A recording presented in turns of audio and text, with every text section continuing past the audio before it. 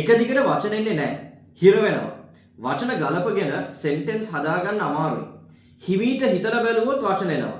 but call වලදී, meeting වලදී, public තැන්වලදී හිර වෙනවා. guys මේ අපේ webinar එකේ student කෙනෙක් අපිට එවපු problem එකක්. මේ problem එක මම හිතන්නේ ගොඩක් කට්ටියට තියෙනවා. කතා කරගන්නේ මොකද්ද කියලා හිතින් දන්නවා. සිංහලෙන් දන්නවා. ඕක translate කරගෙන english වලින් කියන්න බෑ. guys මේකට English speaking mindset එකක් ඕගොල්ලෝ හදා ගන්න ඕනේ. ඒ කියන්නේ ඕගොල්ලෝ English වලින් හිතන්න පුරුදු වෙන්න ඕනේ. guys මේකට කරන්න පුළුවන් solutions දෙකක් මම දෙන්නම්. right? පළවෙනිම එක තමයි ඕගොල්ලෝ read or watch and summarize කියන strategy එක use කරන්න ඕනේ. ඒ කියන්නේ ඕගොල්ලෝ එක්ක පත්තරයක්, එක්ක පොතක්, එක්ක magazine එකක්, එක්ක ඕගොල්ලෝගේ phone එකේ article එකක් අරගෙන මේකේ පොඩි කොටසක් වචන 250ක් 300ක වගේ කොටසක් ඔයා ඉස්සෙල්ලා කියවන්න ඕනේ. කියවලා මේක ඔයාගේම වචනෙන් සමරයිස් කරන්න උත්සාහයක් ගන්න. right? සමරයිස් කරනවා කියලා කියන පොතක් අරගෙන ඒ පොතේ ඔයා ඉගෙන ගත්ත දේ ලියනවා. right? මේක ඔයා සතියක් විතර කරද්දී ඊළඟට ඔයා කරන්න ඕන දේ තමයි මේ සමරි එක ඔයා කියන්න ඕනේ.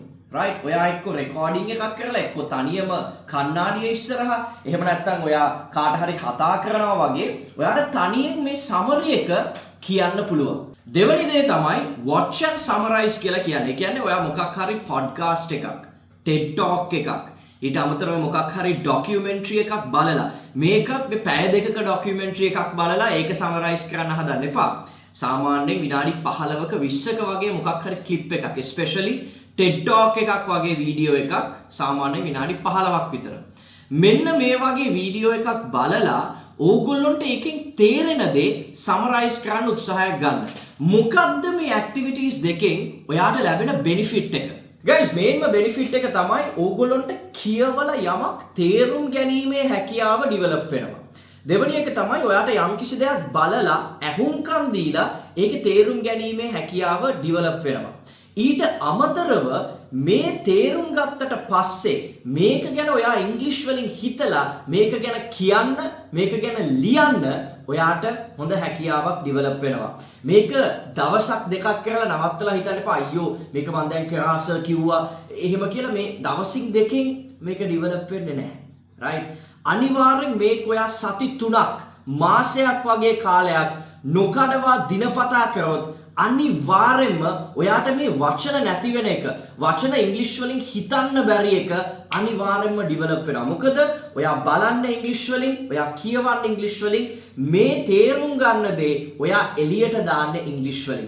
ඔයාට හිර වෙන්නේ නැතුව, වචන ගැන හිතන්න නැතුව, sentences පැටලෙන්නේ නැතුව හරියට කතා කරන්න පුළුවන් වෙනවා මේ ටෙක්නික් එක ෆලෝ කරොත්. guys ඊළඟට ඔයගොල්ලෝ කරන්න ඕන දේ තමයි මම හැමදාමත් කියනවා වගේ ඉංග්‍රීසි වලින් කතා කරන්න ඕනේ කාත් එක්ක හරි. මේක ඔයාගේ ෆැමිලි එකේ කාත් එක්ක හරි, ඔයාගේ පාර්ට්නර්ත් එක්ක, ඔයාගේ ෆ්‍රෙන්ඩ් කෙනෙක් එක්ක කාත් එක්ක හරි ඔයා ඩේලි ඉංග්‍රීසි ප්‍රැක්ටිස් සෙෂන් එකක් කරන්න ඕනේ. right? දැන් අනිවාර්යෙන් අපේ ක්ලාසස් එක ඔයගොල්ලෝ සම්බන්ධ වුණොත් මේ කතා කරන හැකියාව ඔයාගේ ඩිවෙලොප් වෙනවා. මොකද අපේ ක්ලාසස් ඇතුලේ ප්‍රැක්ටිකල් සෙෂන්ස් යනවා. අපි ඕගොල්ලොන්ට මාත් එක්ක අනිත් ස්ටුඩන්ට්ස්ලාත් එක්ක කතා කරන්න අවස්ථාවක් ලබා දෙනවා.